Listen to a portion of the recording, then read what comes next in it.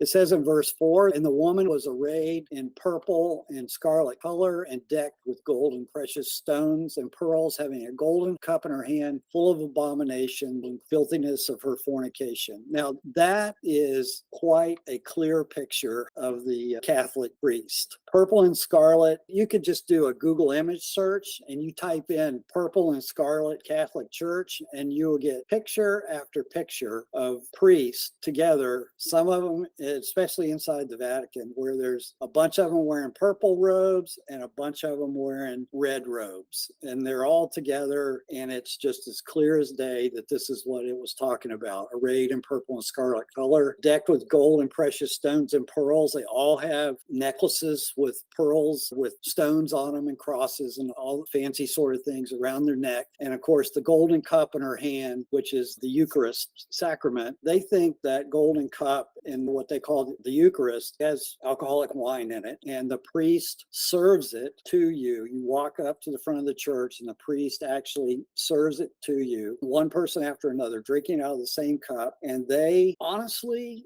believe and are taught, it's in the catechism, that when that priest blesses that cup, they honestly believe that the wine in that cup literally turns into the shed blood of Jesus Christ. Now, not only is that physically impossible because it's just millions of cups a day around the world that are being done. But Jesus did not say that was his blood in his cup. When Jesus talked about that at the Last Supper, it was spiritual. And he said, this is spirit and life. It's not his physical body. And of course, the cracker or the piece of bread or whatever they use is also consider that to be the literal body of Jesus Christ. And they teach that you cannot be saved. You cannot continue being saved unless you participate in this Eucharist. You have to continually participate in this, as well as being baptized when you're a baby and doing confessionals in the confessional booth with the priest to get penance. All the things that they believe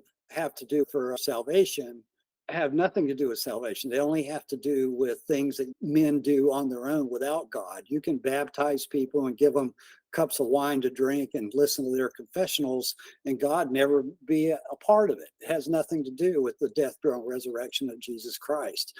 So there's a total distinction between the teachings of the Catholic Church and what Jesus and Paul had to say about how to be saved. But verse 4 is so telling. Just that one verse alone can identify what's going on here. Revelation 18:4. And I heard another voice from heaven saying, Come out of her, my people, that ye be not partakers of her sins, and that ye receive not of her plagues.